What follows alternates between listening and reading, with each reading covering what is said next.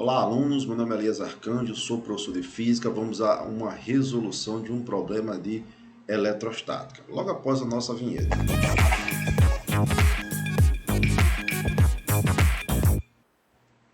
Então vamos lá. Então nós temos um problema do livro do Friedman, certo? Volume 3, 14ª edição. Esse é o problema 21.3. Um próton e um elétron separados por 2 vezes 10 a menos 10 metros são liberados. Encontre a aceleração inicial de cada partícula. Então vamos aqui, certo? A resolução. Então nós temos aqui um próton.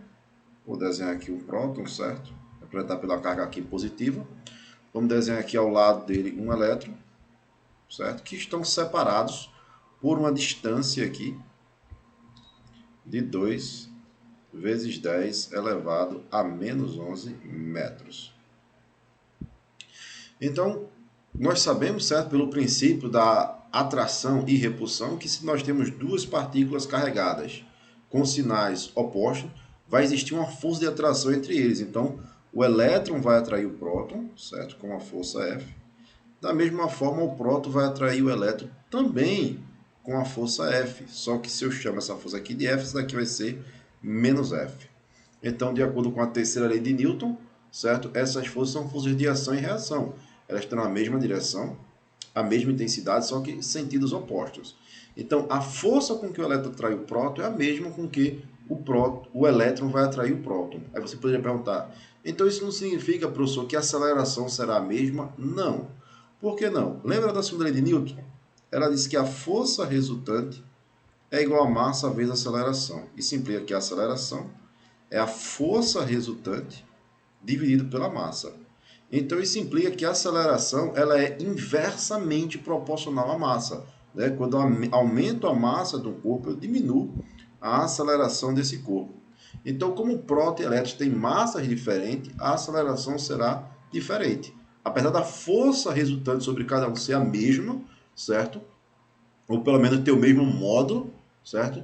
Mas a aceleração será diferente. Então, o primeiro passo será encontrarmos, certo? Essa força, né? Essa força elétrica. Então, de acordo com a lei de Coulomb, a força elétrica é K, né? É um módulo da força elétrica, certo? Módulo de Q1 vezes o módulo de Q2 dividido pelo módulo da distância, certo? Ao quadrado. Né? Vamos chamar aqui de D ao quadrado. Então, esse F aqui, certo?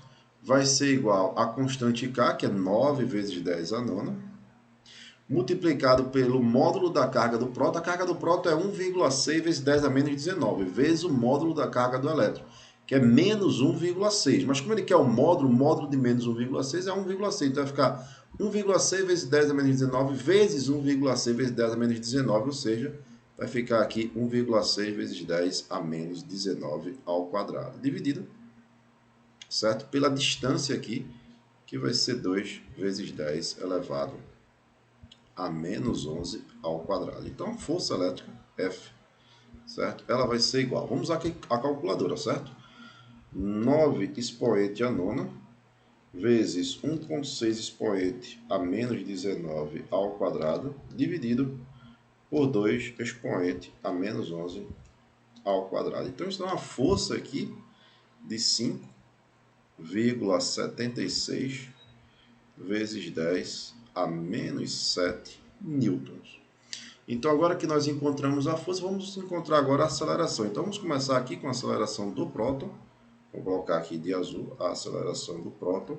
Vai ser a força que é 5,76 vezes 10 a menos 7, dividido pela massa dele, não é? Que é 1,6 vezes 10 a menos 27. Isso vai ser igual, então vamos dividir aqui, 5,76 vezes 10 a menos 7, dividido por 1,6 expoente a menos 27.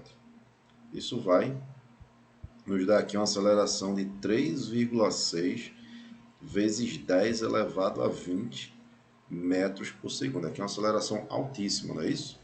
E vamos calcular também aqui a aceleração do elétron. A aceleração aqui do elétron, a força é a mesma, então vai ser 5,76 vezes 10 a menos 7, dividido agora por 9,1 vezes 10 a menos 31. Então, fazendo essa divisão agora, ó, 5,76 expoente a menos 7 dividido por 9,1 expoente a menos 31. Então, isso vai ser igual, certo? Uma aceleração maior, como é de se esperar, né?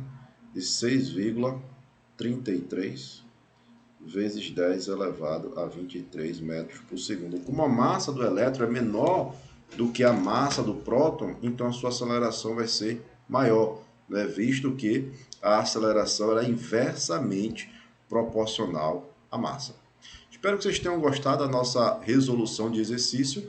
Se você gostou aí, clica no gostei.